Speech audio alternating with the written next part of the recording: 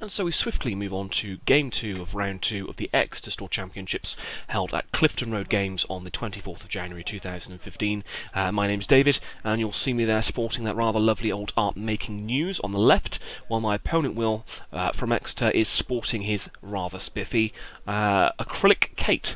And so another interesting matchup. Those of you that are familiar with my last round of casts will know this deck a little bit. This is my It's Raining Tags Hallelujah deck that I have so affectionately termed.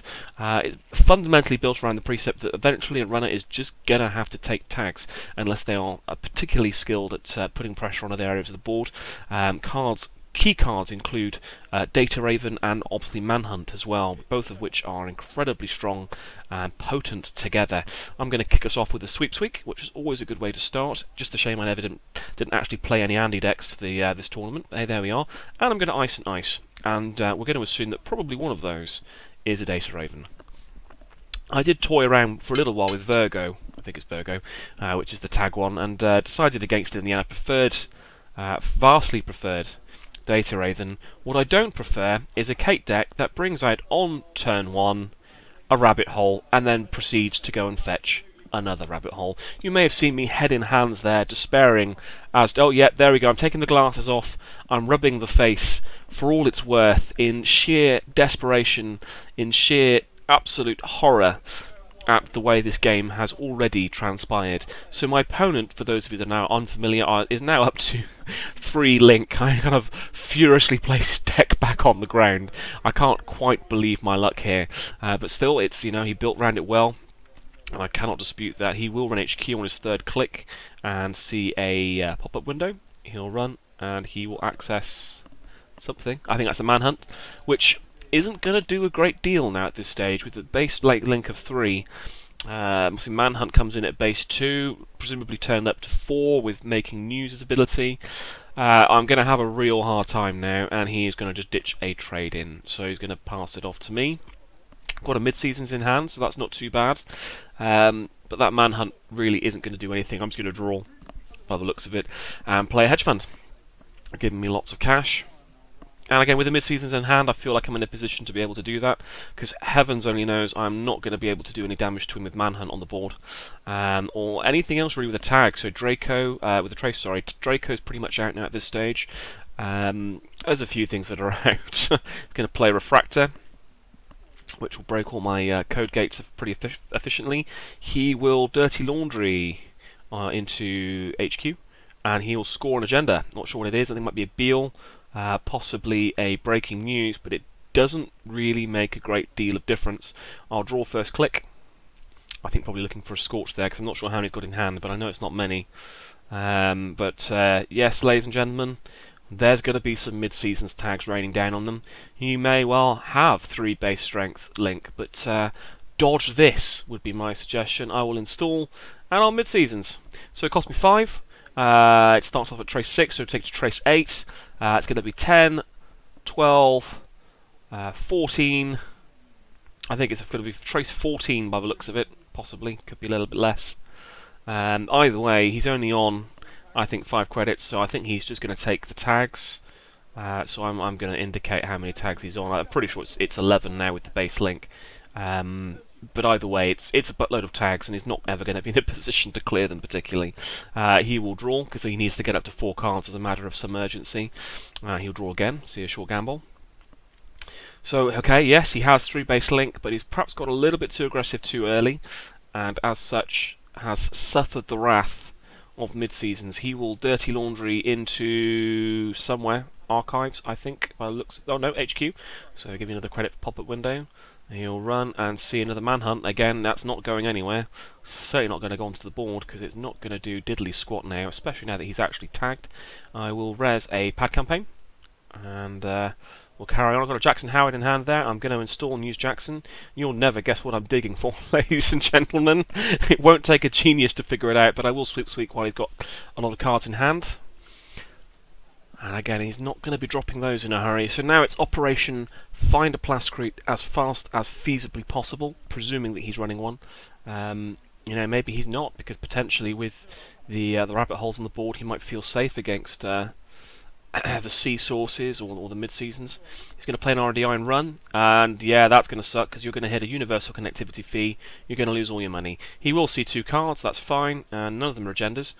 He's now out of money, and he really has hit a hole. Universal connectivity fee is a great card, and I value it far up and above and beyond Close the Counts, which is, I guess, the card that it replaces. Because it's ice, it can sit there and defend a server even though the runner doesn't know what it is, and it's tasty with NAPD at the bottom of a server. So universal connectivity fee into NAPD once they've taken a tag, let's say for instance Data Ravens in front of it, really strong and lets you score out those NAPDs. This deck actually, I often find, scores NAPDs out with quite a lot of regularity. He's going to install a prepaid voice pad. He's going to take some money by the looks of it. No, he's going to run headlong into a wraparound, which he has no means of breaking. And he's going to draw, and then pass the turn over to me. So I've kept him out of R&D for the time being, which is important. Don't want him to score out the agendas here. I've got a Data Raven there, which isn't going to do anything either. I think I only drew 1 there rather than 2. I will play the successful demonstration, because he bounced off the wraparound, and I'll take 5 credits. Successful demo works quite well in this deck, and that's another hedge fund there, so I've got lots of money. I don't think this game's going to come down to money, to be honest, but I might as well use it while I've got it. But successful demo I find quite effective in this deck with 3 Data Ravens, and again I've got a couple of quandaries and so forth. It's quite handy, it's useful. It doesn't hit I've only got 1 in the deck at the moment. I think the other 2 influence, obviously beyond the 3 Scorches, is spent on a Taurus, which didn't see a huge amount of play in this tournament, mainly because everyone just seemed to like taking tags against me, with one notable exception, which we'll present to you in the next round. But so far so good. I'm just drawing. I don't think I've seen a single Scorched Earth yet, which is a little bit heartbreaking, I'm not going to lie. I'm certainly drawing up fast enough for it. I've got a handful of cards, because all I'm doing is drawing up for Scorched Earth now. And I'm going to install another piece of ice over R&D, and then ditch a couple, probably all the agendas, because I don't care about agendas now at this stage. And I certainly don't care about Data Ravens, or anything else, for that matter, other than Scorched Earth, so it's just a case of drawing up for them. He will short gamble. And it looks like he will run Archives, at which point I'll trigger the Jackson Howard, or run Archives and I'll trigger the Jackson Howard. So the agendas are going to go back in, and the universal connectivity fee, because a bit more tag punishment is always a useful thing. So it was a Beal there, it looks like in Archives. So I think an Information Overload actually may be the card that's on top of that wraparound. It's a possibility, and it's the card obviously you have to watch for, because Information Overload will ruin your day, especially when you've got 11 tags or whatever it is that he's currently on. Draw up into a Sand, it's not going to do a great deal of good. I might install it anyway, just because it will give him something to do. So I'm going to set up a couple of remotes. I probably shouldn't bother, I should probably just be drawing up the Scorched Earth here, but that's fine, whatever. I'm going to install 3 remotes and pass the turn. Make him run on the assumption I'm trying to bluff out an agenda, and I've got absolutely no interest in doing that. He's going to play a Silencer, he's going to run, he'll see a Jackson Howard, got no interest in triggering that, so he can trash it for 3. He'll run the second remote and see a Sansan, he'll definitely want to trash that for 5, and he'll run the final one, which is a pad campaign, which he'll leave, which I will res at the end of my turn. And that was the end of that. So there's the Taurus, which I've just drawn up into hand. Got 2 recurring credits. I can't draw up 2 Jackson Howard now, which is somewhat disappointing. I think I wasn't able to in the first place anyway, that's fine. Just need to see Scorched Earth. I've got 1 in hand, I saw 1 then for sure. I'm not sure if I'm up to 2 or not. I dare say this game is turning into something of a foregone conclusion, possibly for my opponent as well. Until he sees that Plascrete, he knows he's not got a hope in hell. He will play another Silencer, an SMC, and he's passed the turn. 2 recurring credits. Another Jackson Howard, which I'm probably going to install res and draw 2 with, because there's the second Scorch. So it looks like I've got 2 Scorches in hand now. Unfortunately, I'm on click number 2, so I've only got 1 click left, so it's going to have to be next turn. I'm just going to install over the Jackson Howard, and again, give him something to do while I wait to Scorch him.